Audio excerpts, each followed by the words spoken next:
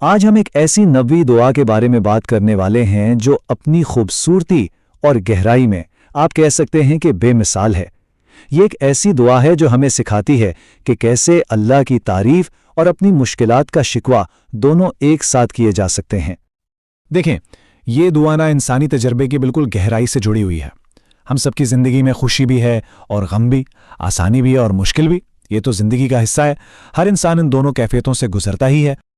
تو پھر سوال یہ پیدا ہوتا ہے کہ آخر ہم اپنی زندگی کی خوشیوں پر شکر گزاری اور مشکلات پر جو ہماری بے بسی ہے، ان دونوں احساسات کو ایک ہی دعا میں، ایک ہی وقت میں کیسے بیان کر سکتے ہیں؟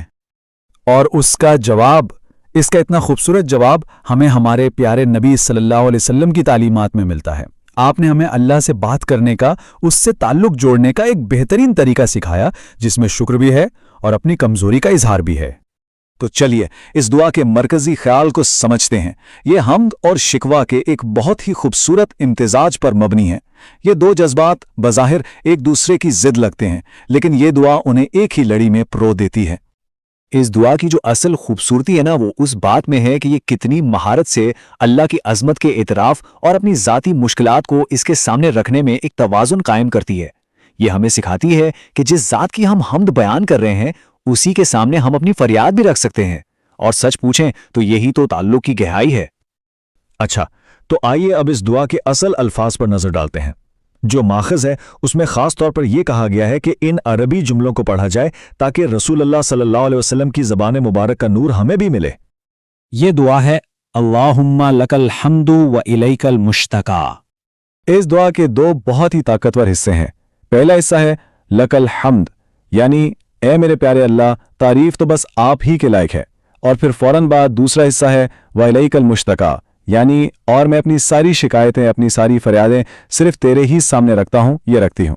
دیکھیں کتنی خوبصورتی سے حمد اور فریاد کو جوڑ دیا گیا ہے۔ یہاں المشتکا یعنی شکایت کا مطلب سمجھنا بہت ضروری ہے۔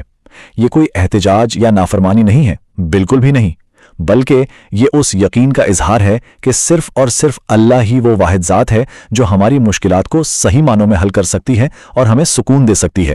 یہ بھروسے اور خود کو اللہ کے سپرد کر دینے کا ایک گہرا عمل ہے۔ تو آخر اس دعا میں ایسی کیا خاص بات ہے؟ اسے سیکھنا اور پڑھنا اتنا اہم کیوں ہے؟ آئیے ذرا اس کی اہمیت کو سمجھتے ہیں۔ دیکھیں، سب سے پہلی بات تو یہ ہے کہ یہ نبی اکرم صلی اللہ علیہ وسلم کی سنت پر عمل ہے۔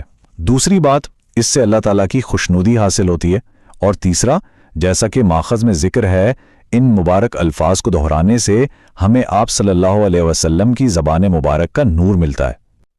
اور سب سے خوبصورت بات یہ ہے کہ جب ایک بندہ اس طرح پوری ایمانداری سے، پورے دل سے اللہ سے مخاطب ہوتا ہے نا، تو ماخذ کے مطابق اللہ کو خوشی ہوتی ہے۔ یہ بندے اور اس کے رب کے درمیان ایک بہت ہی خوبصورت اور قریبی تعلق کو ظاہر کرتا ہے۔ اگر اس کی سند کے حوالے سے بات کریں تو یہ روایت امام طبرانی کی معجم الکبیر اور حدیث کی دیگر کئی کتابوں میں موجود ہے، جو اس کی اہمیت کو اور بھی واضح کرتی ہے۔ تو یہ سب جاننے کے بعد اب سوال یہ ہے کہ ہم اسے اپنی زندگی کا حصہ کیسے بنا سکتے ہیں؟